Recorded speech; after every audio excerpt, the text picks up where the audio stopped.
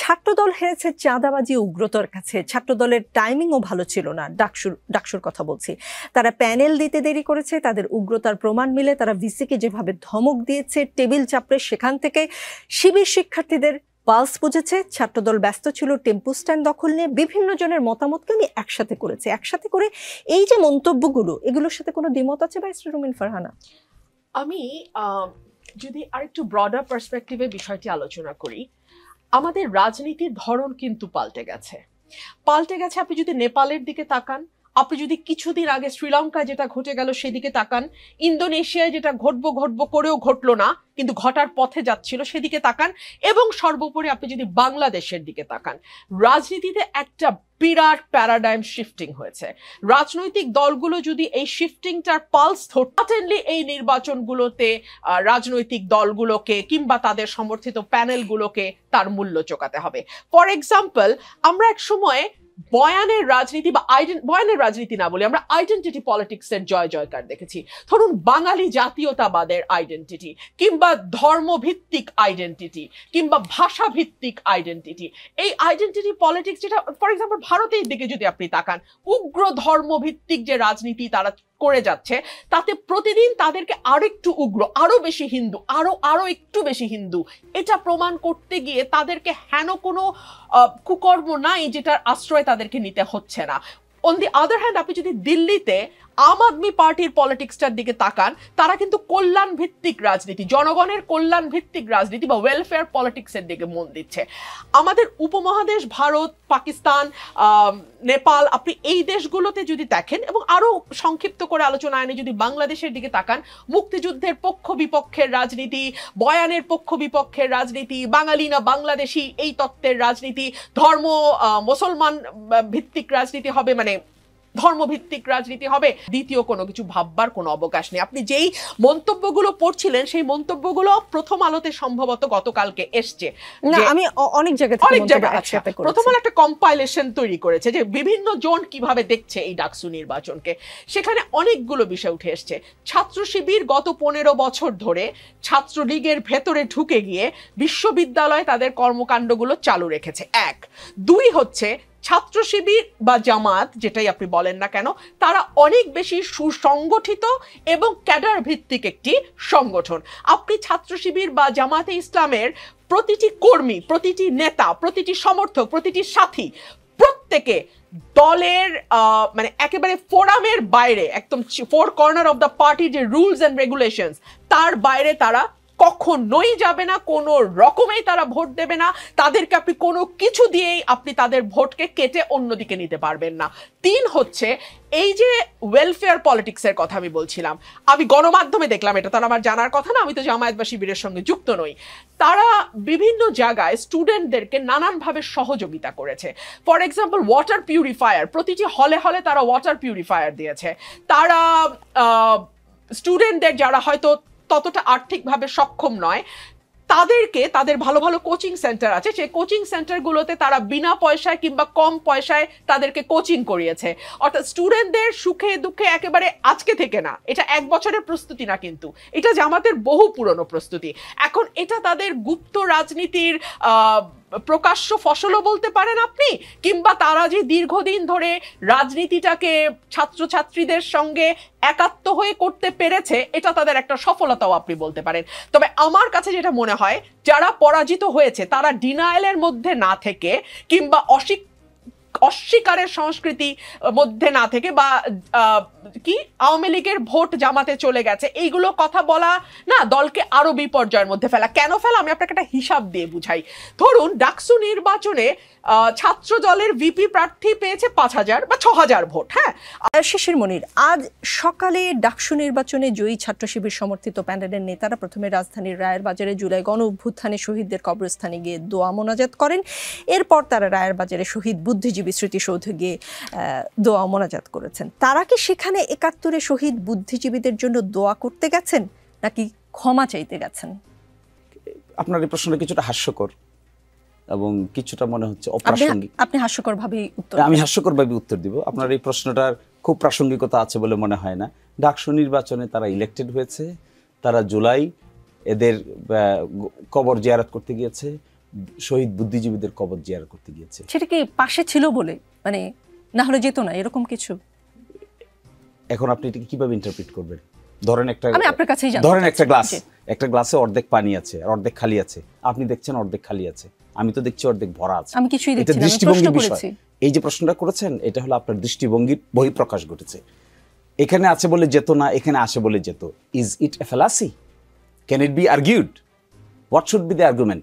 Argument should be তারা young টকবগে ছাত্র, ঢাকা বিশ্ববিদ্যালয়ের অধিকাংশের ভোটে ইলেক্টেড হয়ে যাওয়ার পরে দে পেইড দেয়ার অ্যাটেনশন বুদ্ধিজীবী কবরস্থানেও, দে পেইড দেয়ার অ্যাটেনশন। এটা তো আমাদের আপনাদের এই ধরনের কোয়েশ্চেন করার চাইতে we should appreciate it because they have taken a very positive, innovative, creative initiative. তাহলে কি ৭১ নিয়ে শিবিরের বা জামায়াতের পলিসিতে কোনো পরিবর্তন হয়েছে? শিবির আপনার চোখের সামনে কি করছে দেখেন না? আপনার এবার ইনক্লুসিভ কি প্যানেল দিয়েছে তারা? ঢাকা বিশ্ববিদ্যালয় ইনক্লুসিভ প্যানেল দেয়নি তারা? ঢাকা বিশ্ববিদ্যালয় অনেকেই বলছেন যে শিবিরের জয়ের পিছনে this is one of the reason. আমি অনলাইনে একটা অ্যানালাইসিস দেখেছি। সেই অ্যানালাইসিসটা কি? একজন বলেছেন যে তারা তাদের প্যানেলে নারীদেরকে নিয়েছেন, তারা তাদের প্যানেলে আরও মাইনরিটি কমিউনিটির লোকদেরকে নিয়েছেন, তারা inclusive, positive, creative atmosphere create করার চেষ্টা করছেন। আমি আপনি এটাকে বিভিন্ন অ্যাঙ্গেলে দেখতে পারি, বাট তারা ডাকসুতে এসেছে।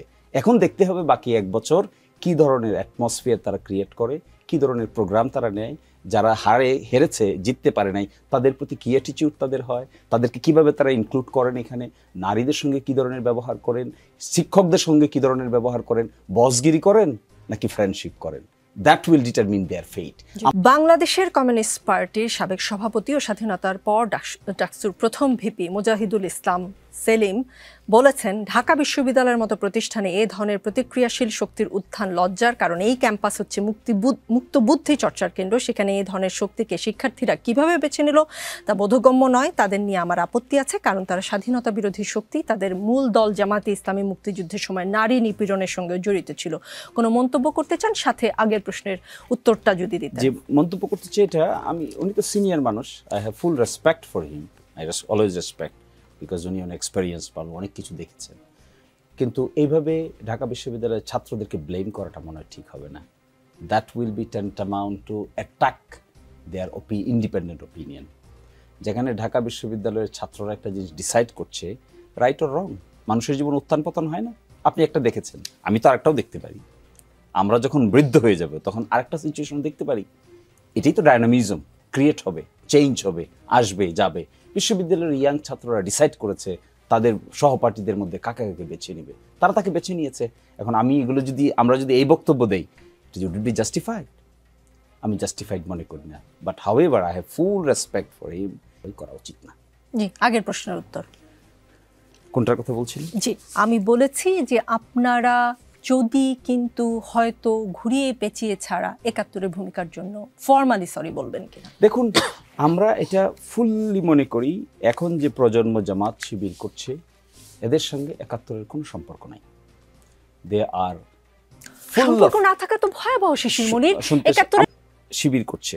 আপনি যদি আমাকে এই প্রশ্ন করেন, আমাকে এই প্রশ্ন করছেন কেন? আমি ৮১ সালে জন্ম হয়েছে আমার।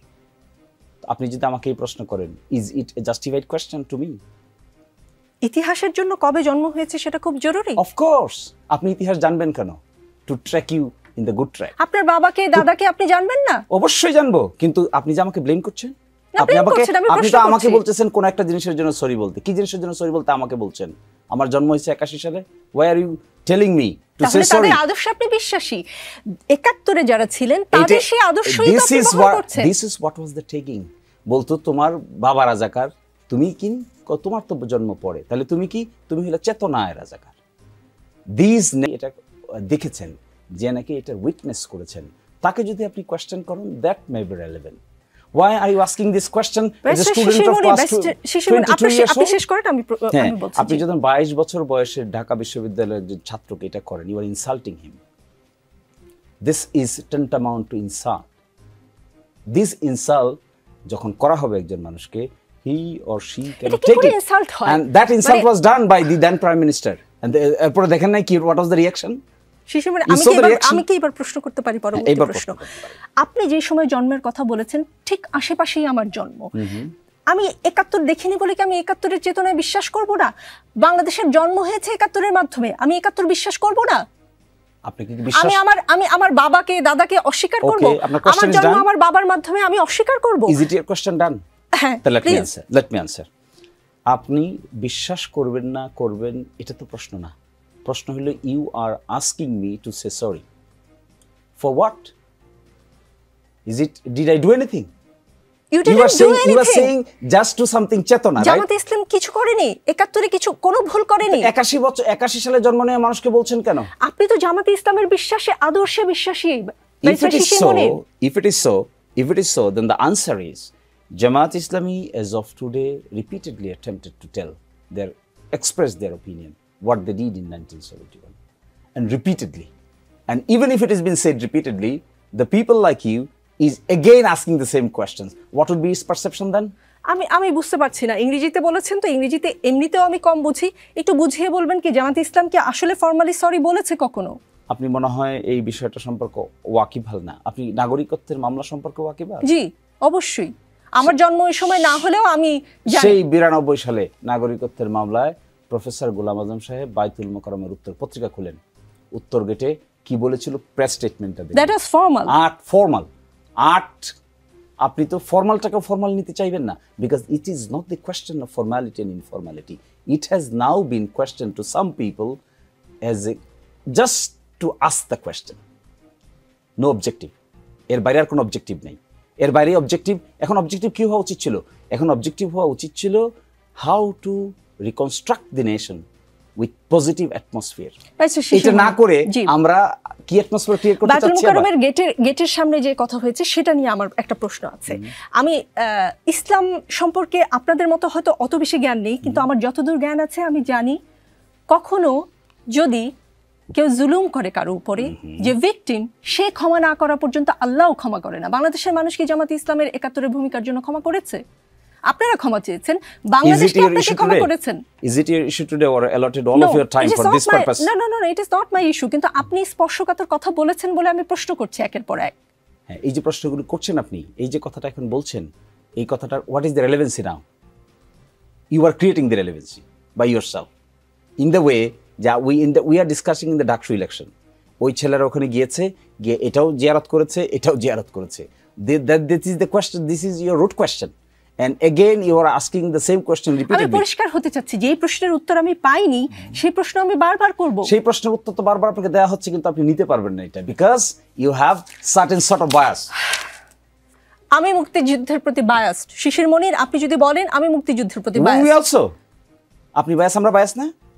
আপনি কি আমরা যখন ডেমোক্রেটিক অ্যাটমসফিয়ারের কথা বলি, আমরা যখন মুক্তিযুদ্ধের চেতনার কথা বলি, আমরা যখন মানবিক সাম্য, মানবিক মর্যাদার কথা বলি, আমরা যখন ডেমোক্রেসির কথা বলি, ফ্রি ফেয়ার এনভায়রনমেন্টের কথা বলি, রুল অফ লয়ের কথা বলি, ট্রান্সপারেন্সি অ্যাকাউন্টেবিলিটির কথা বলি, is this not our biasness? This are our biasness. And এই প্রিন্সিপাল কোত্থেকে আসছে? এই প্রিন্সিপালগুলো আসছে 72 কনস্টিটিউশনে। 72 কনস্টিটিউশন কীভাবে আসছে? ফ্রম 71-এর পরে নতুন রাষ্ট্র গঠন প্রক্রিয়ার মধ্যে এগুলো প্রিন্সিপাল হিসেবে আইডেন্টিফাই হয়েছে। That we are advocating each and every day with sincerity, with commitment. আমাদের লাইফ এবং স্টাইল খুঁজে দেখেন, আমাদের জীবনে কোনো করাপশন খুঁজে পাবেন কিনা, আমাদের জীবনে কোনো হিপোক্রেসি খুঁজে পাবেন কিনা, আমাদের জীবনে এমন কিছু খুঁজে পাবেন কিনা যে আমরা বলি একটা করি আরেকটা, আমাদের জীবনে কোনোদিন কোনো তসরফের সঙ্গে যুক্ত আছি তা খুঁজে পাবেন কিনা। Is this not the sentiment of 71? মানবিক সাময়িক মর্যাদার, মানবিক মর্যাদার মধ্যে এগুলো পড়ে না? ট্রান্সপারেন্সি অ্যাকাউন্টেবিলিটি পড়ে না? ডেমোক্রেসি পড়ে না? ফ্রি ফেয়ার এনভায়রনমেন্ট পড়ে না? Liberty, right to life and liberty পড়ে না? That we are advocating for this. তাহলে আপনাকে মুখে মুখে শুধু বললেই কি হবে, না ওয়ার্কগুলো করতে হবে? আপনার কাজে প্রমাণ করতে চান। আমি মনে হয় খানিকটা উত্তর পেয়েছি।